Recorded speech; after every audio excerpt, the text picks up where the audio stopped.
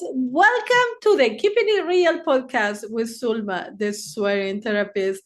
Hi, I'm Sulma Williams, a licensed clinical social worker who likes to keep it real and swears a lot. Today, I'd like to share with you my adventures in Panama, part 3 or 4. I don't even fucking remember. So I went to see a doctor to have a checkup in the doctor's visit, the full blood panel, urine and poop testing, and an electrocardiogram for less than $300. And then I went to follow up. I went for the follow up to find out how my blood work was. And guess, you're not gonna fucking believe this. I didn't have to pay because it was for the follow up for the test. What? Excuse me? Like, I was like, holy shit. So everything is okay. I'm happy to report that. And I also moved last weekend. Whew. That was fucking hard. So I was in an apartment for a month. That's what I did. I rented an apartment for a month to see if I like the area, if I like the building, blah, blah, blah. And I end up liking a smaller apartment on the same building, a couple of floors higher. And I moved my 5 suitcases by myself, and the rest of the shit, like the groceries and the stuff in the refrigerator. So the owner of the apartment was kind enough to give me the keys ahead of time. I supposed to move on a Monday. She facilitated the keys on Saturday night. So I used Sunday to move the stuff in finalize on Monday morning because I had to return the key for the other apartment, blah, blah, blah. So I did it. I was exhausted. And I was sharing with a friend who asked me, how is everything going, or is the shit aligning?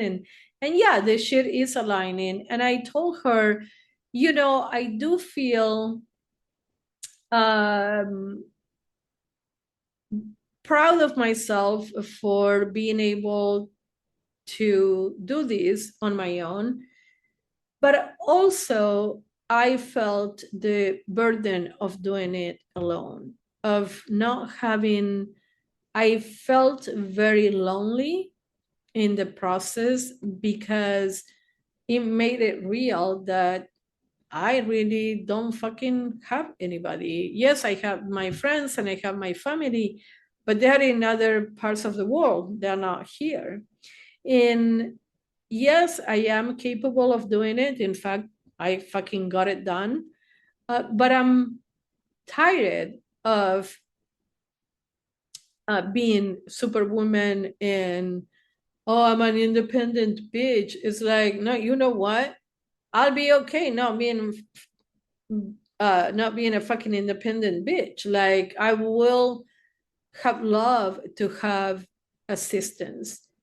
And then as I was telling her that, which was very vulnerable of me, because it's like, a lot of times doing shit by yourself is a trauma response because you were literally disappointed before, so you don't fucking trust anybody.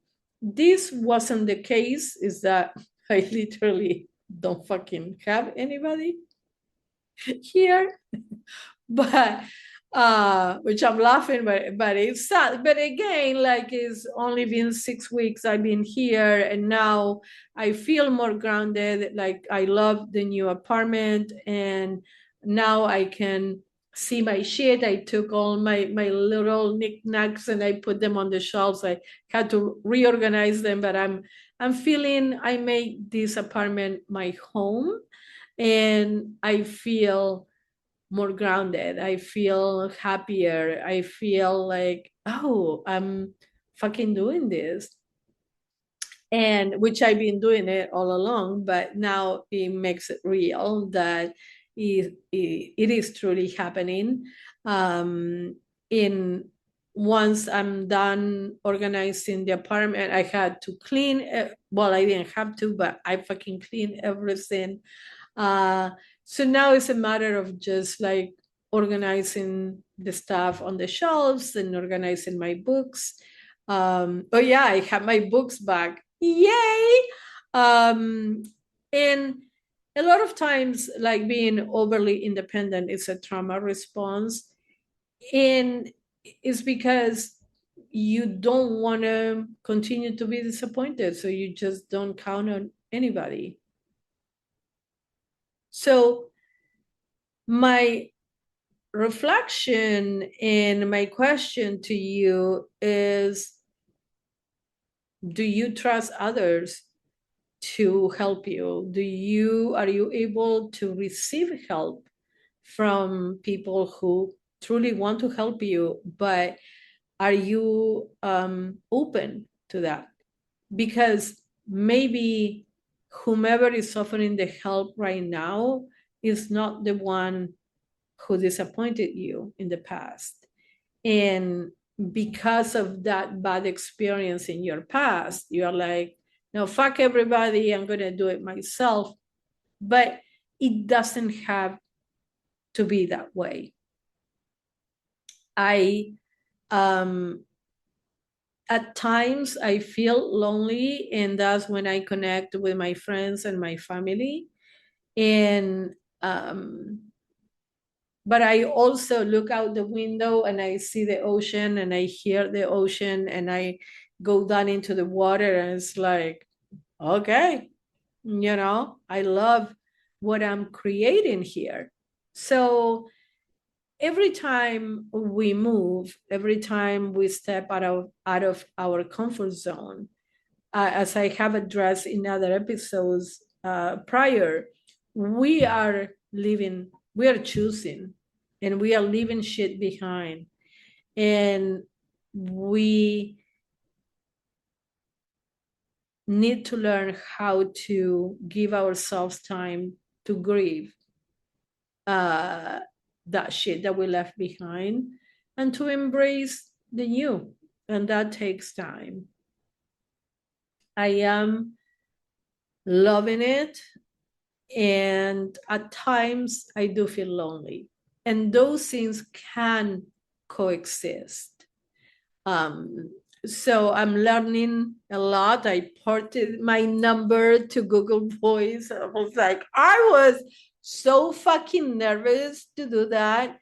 I'm technologically challenged, but I did it because I was afraid to answer my phone every time that it rang, because it's like 25 cents of roaming charges per minute. And it's like, you can leave a message. But even if you left a message, I could not listen to the message unless you use WhatsApp. So I am doing a lot of new things. I've been going to the city, to Panama City on the bus, and to Coronado, which is the closest city that has a big supermarkets, riding the bus. And I'm like, okay, look at you. You are walking and you are riding the bus and going to get what you need. And I think that is part of the adjustment process, right? Which I had addressed 2 or 3 episodes ago, that I need to give myself time and grace in this period of adjustment. So I hope that if you are going through something new, you give yourself grace and compassion. Eventually, you're going to fucking get it. But It's a learning process.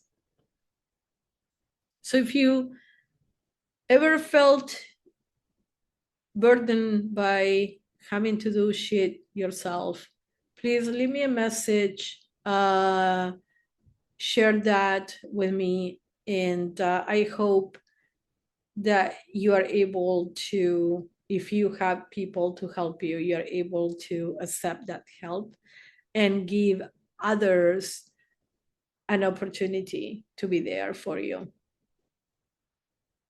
Thank you so much for the support. As I always say, if you woke up today, that means that your mission in life is not complete. Keep putting one foot in front of the other, and you're going to come on the other side of the challenge you're currently facing. Please follow me on Instagram at The Swearing Therapist. Check out my website at dragonflytherapyservices.net, and like, share, subscribe, whatever you do on the platform you are listening to this podcast on. I really appreciate the support, and I'll talk to you next time. Bye.